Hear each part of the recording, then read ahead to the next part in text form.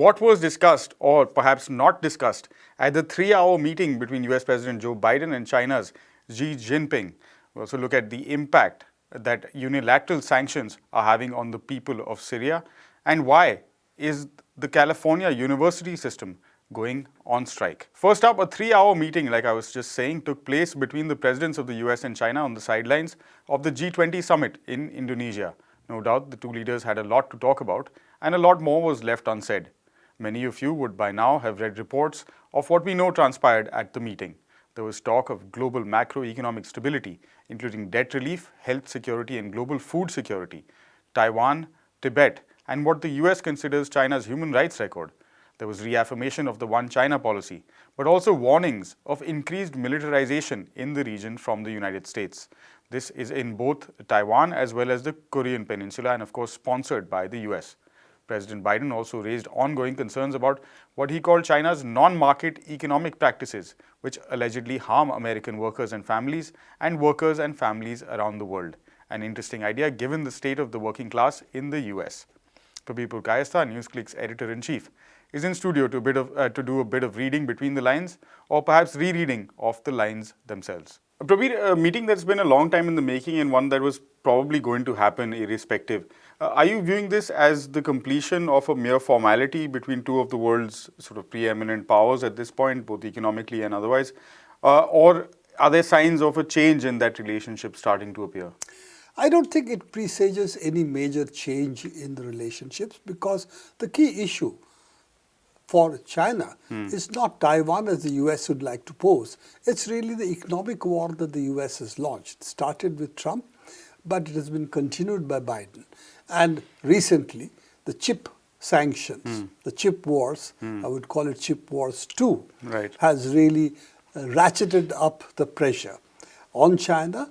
And clearly, the US has set its goal for a long-term subjugation of China technologically, that it should remain second to the United States in technology terms, and therefore the economy of the world, if it hinges on technological dominance, then the US should still be number one. So that seems to be the United States game, and it is it's also based on the fact that there is a whole lot of theories which says when an emerging power confronts a dominant power, a war is inevitable. So instead of a shooting war, you are getting a technology war. I think we should welcome not having a shooting war and resolving it technologically and economically. That at least gives the world, the rest of the world, a possible chance of survival in the nuclear era. Given that, I think there is no reset on that count. Taiwan was much more a temporary issue flogged by Nancy Pelosi's visit to Taiwan. Otherwise, China has not said that they will militarily take over Taiwan. That's not the position they've ever held. And it has always been something the US has been tom-tomming.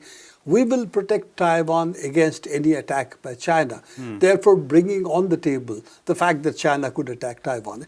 It's in fact similar to what the US continuously says about Ukraine, that if Russia uses a nuclear bomb on Ukraine, we will do blah, blah, blah. So all of this is actually posing a certain threat of China, which China hasn't met. In fact, it still seems that their plan is that Taiwan should be reabsorbed peacefully into China. And it's still something which the world agrees that there is only one China policy. This is also the US policy, and even now remains de facto, though not de facto, but de jure, legally, their policy. So I think as long as the US doesn't change its China doesn't go from a one China to two China position, I think there is going to be no shooting war in Taiwan. But predicting the future is always a tough call. Does it mean a reset? I don't see too much of a reset. Yes, it's welcome to start talking again. That has broken off after Pelosi's visit, if you remember, the stopped all talks. But now they've restarted the talking. But in the meanwhile, we already had have a ratcheting up of the technology war, and there doesn't seem to be any discussion of wheeling that back or reducing that or starting a talk about that.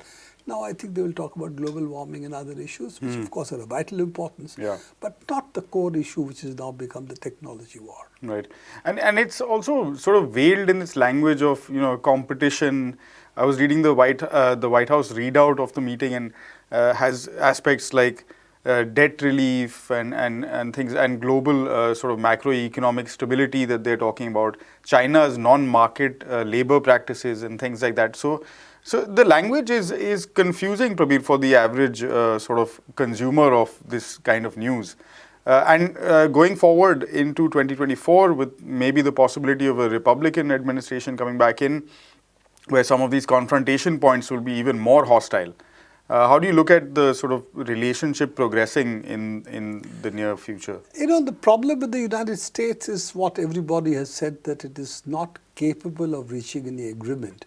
Because every 2 years they have a midterm election, and every 4 years they have a presidential elections. In all of this, there is no bipartisan agreement on what the foreign policy should be. Every arena of that is there in the domestic politics of the country seems to encroach also on the foreign policy. Right. Given that, it's very difficult to see a bipartisan common policy emerge, whether it's Russia, China or Iran, the three essentially contentious points, also North Korea, for example. Yeah. So given that, I would not put too much emphasis on 2024 or what happens up to 2024. Right. I think both sides, particularly China and the United States, will have to see where the economic competition can go. If China is able to overcome the technological lead that the US has, particularly on the question of electronics. Right. And it's not US really, it's US and European Union and Japan, and also particularly chip production, South Korea and Taiwan. Yeah. If this prevails over China, and China therefore has to play second fiddle, yes, I think then US wins for itself a few more years of global dominance. But the long run, China has the much bigger economy as of now, though technically you can still see US economy is bigger, but in purchasing power parity, China is the bigger economy. It's growing faster. It has much more technology, long-term prowess because of its people. It's much larger number of people and much larger number of STEM graduates. Given all of this, US also knows that they have a number of years in which they will retain their dominance. But all this language which is there, one shouldn't read too much into it. Reality is that there is a tech war going on. There is a military competition with respect to Taiwan. Don't forget, Taiwan is just a few kilometers off the coast of China. Yeah. So it's not that it is very in between China and the United States, yeah. in the middle of the Pacific. Yeah. It's really Right there. near its coast. Yeah. So also South China Sea. These are all really near China seas and oceans. So I think that competition is going to tilt in the long term in China's favor, including the economic one. The question is what happens in the short term and the medium term. As Keynes has said, in the long term, we're all dead. So that's what really matters to us, what happens now. And I think this is set for a longer term competition, hopefully not a shooting war. Right. So that's possibly the good news we can take from the Biden-Xi meeting, that they have agreed to talk. What they will talk, what it will resolve, we don't know. We'll see. All right. Thank you, Prabir, for that good news update then. And we'll have you back on the show very soon, I'm sure. I'm struck by the pervasiveness of the human rights and humanitarian impact of the unilateral coercive measures imposed on Syria and the total economic and financial isolation of a country whose people are struggling to rebuild a life with dignity following the decade-long war. Those are the words of UN Special Rapporteur on Unilateral Coercive Measures and Human Rights, Elena Dugan. The statement followed a 12-day visit to Syria and detailed the catastrophic effects of unilateral sanctions across all walks of life in the country. Abdul Rahman has been reporting on several aspects of the sanctions regime before and has also read Ms. Dugan's statement. Abdul, another very clear, unequivocal sort of assessment of the impact that these unilateral sanctions have And in this case, the conditions in Syria. What are the details that firstly the statement contains, and then we can talk more from there. Well, the report or her letter basically describes in some detail the impact which these unilateral sanctions imposed by US and its close allies, particularly European Union and UK, have imposed, apart from other countries, have imposed on Syria since the war began in 2011. She says that because of the sanctions in particular, the war, which has to some extent has has become less intense in some parts of Syria. The attempts by the Syrian government to revive the economy, to rebuild the nation, is hampered. That is the most important part, which the letter talks about. She says that the Syrian economy, which was one of the best performing economies in the region before the war began, has shrunk more than half of its total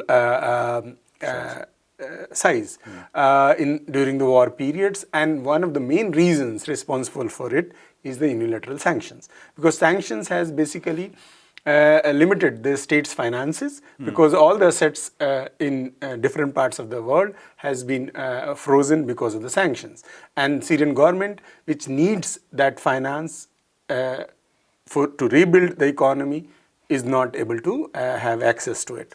Apart from that, the sanctions have also hampered Syrian government's attempts to start trades with various countries in the region and outside it, because again, lack of finances, also because of the fear of secondary sanctions which the other players will have.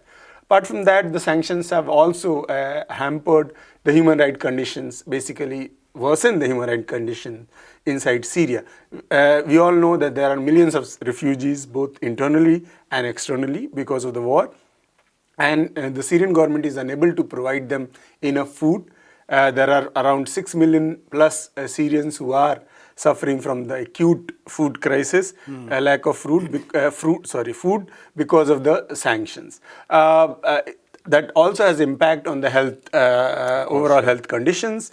There is an outbreak of cholera in Syria. Then there are lack of basic medicine and equipment for the various hospitals which have been renovated because of the destroyed due to the war.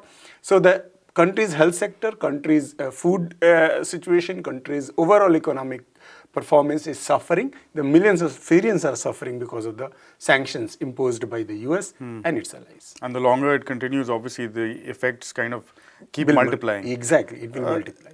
We were talking earlier to Prabir Abdul about some of the language the United States uses in its communication, particularly with regards to foreign policy issues and things that it's doing outside of its own borders. Of course, internally as well, much of it applies. But in that context, the language from the UN Special Rapporteur is also very clear. Is it likely to have, we know 60 years of sanctions on Cuba and the kind of impact that has had.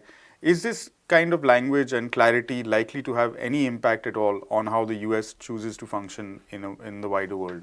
I highly doubt it for various reasons. There are proofs. The UN has been talking about lifting of unilateral sanctions in Syria for a very long time. This is not new. What Elena has said recently has been said by various other people, including the UN General Secretary Guterres many times, that sanctions are not good for the Syrian people. It does not create any problem for the ruling establishment. It basically creates problem with for the people. Therefore, it should be lifted. The US has, instead of lifting the sanctions, what we have seen, that it has multiplied and made it more stronger in 2019 when it passed the so-called Caesar Act. So that basically creates fear among the countries who were earlier dealing with Syria. Now even they cannot do such things without taking into consideration the impact of the sanctions. So I highly doubt whether the US will improve. For example, you were talking about Cuba.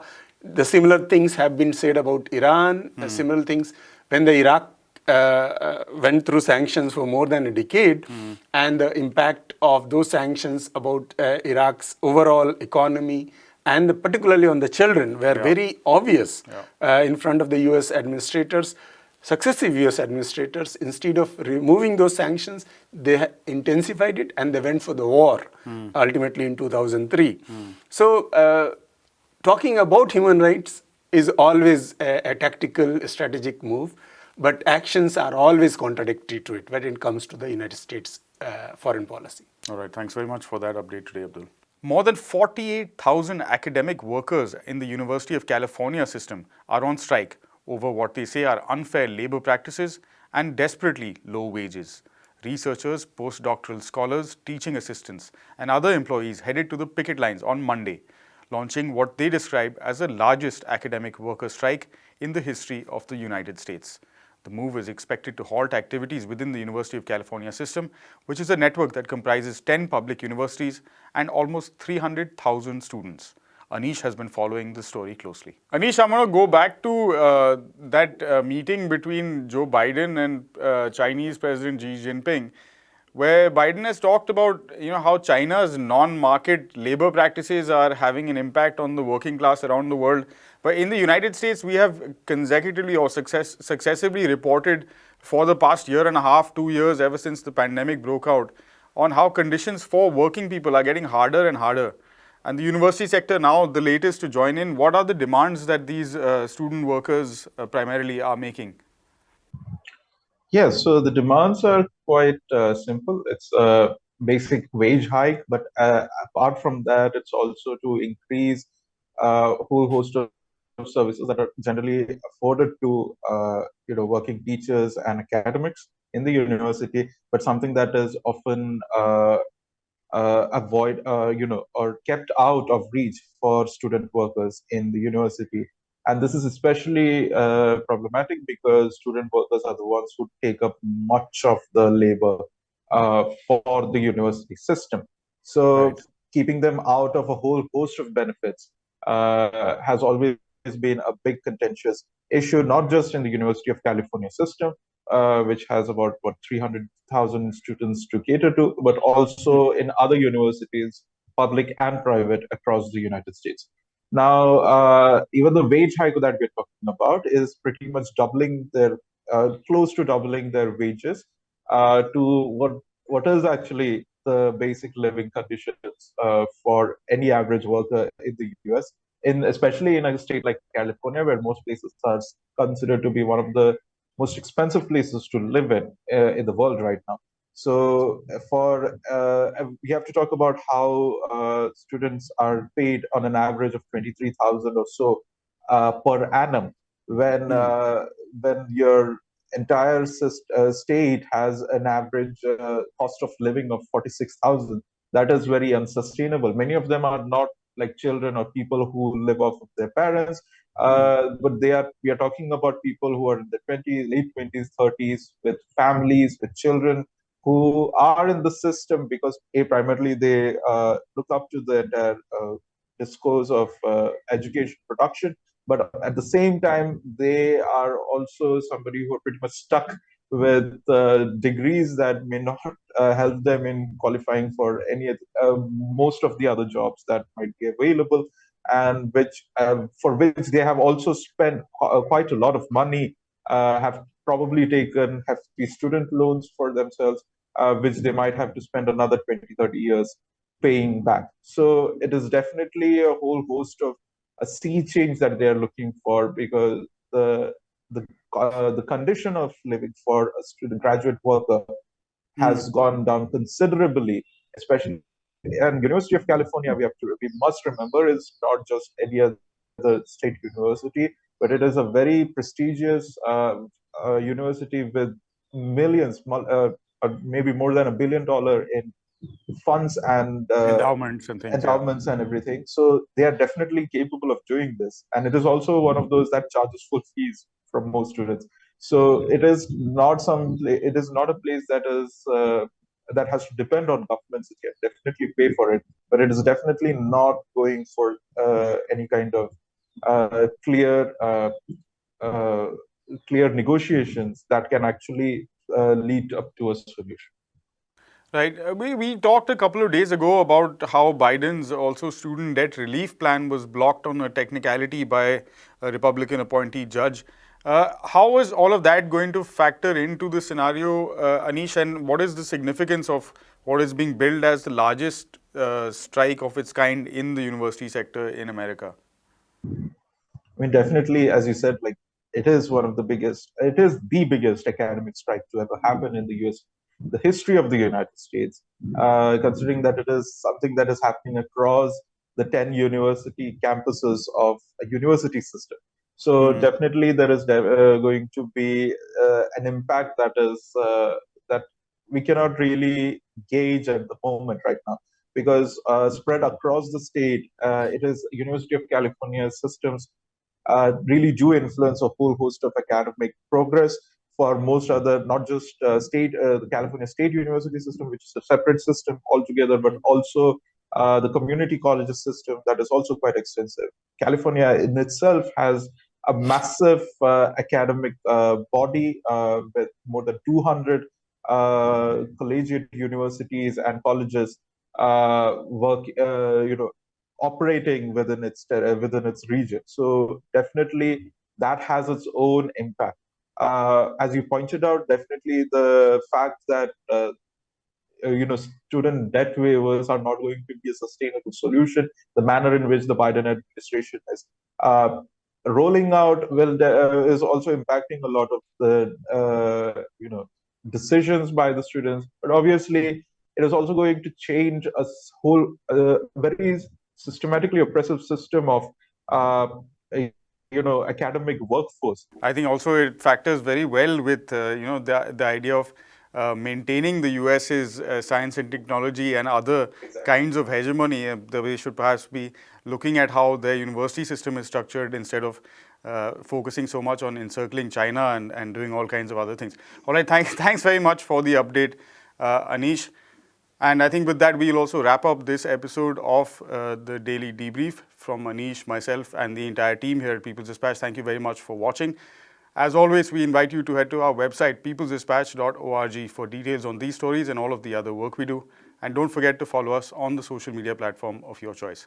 We'll be back tomorrow, same time, same place. Until then, goodbye.